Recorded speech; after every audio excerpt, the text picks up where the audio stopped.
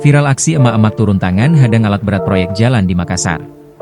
Tengah beredar video yang memperlihatkan aksi emak-emak menghadang alat berat proyek jalan di kota Makassar, Sulawesi Selatan, Sulsel, viral di media sosial.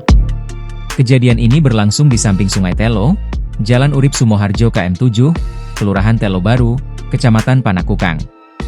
Roslina, 37, ibu 3 anak, terlihat lantang meminta operator alat berat menghentikan penimbunan lahan orang tuanya yang belum diganti rugi. Itu turun semua personil, baik dari kepolisian, Brimob maupun Satpol PP itu sekitar 300-an lebih, Pak. Mereka mengerjakan paksa lahan kami tanpa ada pemberitahuan sebelumnya bahwa lahan kami akan dikerja begitu. Tidak ada sama sekali pemberitahuan. Kemudian dilanjut hari ini ditimbun paksa lagi. Meski saya teriak-teriak untuk melarangnya, tapi kami dihiraukan. Dari hari Sabtu mulai dikerjakan? Ya, mulai dari hari Sabtu. Kemudian kemarin masukkan. Pantauan tribun-timur.com, Kamis, 11 Desember 2025, 3 alat berat masih berada di lokasi proyek. 2 diantaranya aktif menimbun lahan yang menjadi jalur proyek jalan. Roslina menjelaskan, lahan orang tuanya yang seluas 15x71 meter belum diganti rugi atau dibebaskan. Ia juga mengaku sebelumnya ada upaya pengerjaan paksa pihak berwenang. Waktu Sabtu lalu, ratusan personel kepolisian, Brimob, dan Satpol PP turun ke lokasi. Mereka memaksa mengerjakan lahan kami tanpa pemberitahuan sebelumnya, ujar Roslina.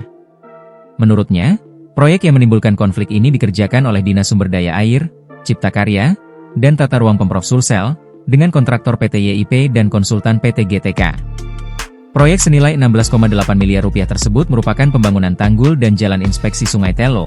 Lanjutan, menghubungkan Jalan Urip Sumoharjo ke masjid dibangun Menteri Pertanian Amran Sulaiman. Roslina menyayangkan pihak terkait tidak melakukan komunikasi dan sosialisasi sebelumnya.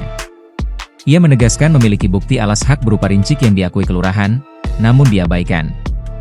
Harapan kami, pengerjaan proyek dihentikan sementara sampai ada kejelasan ganti rugi, ujarnya. Roslina dan keluarga kini menempuh jalur hukum dengan dukungan pengacara.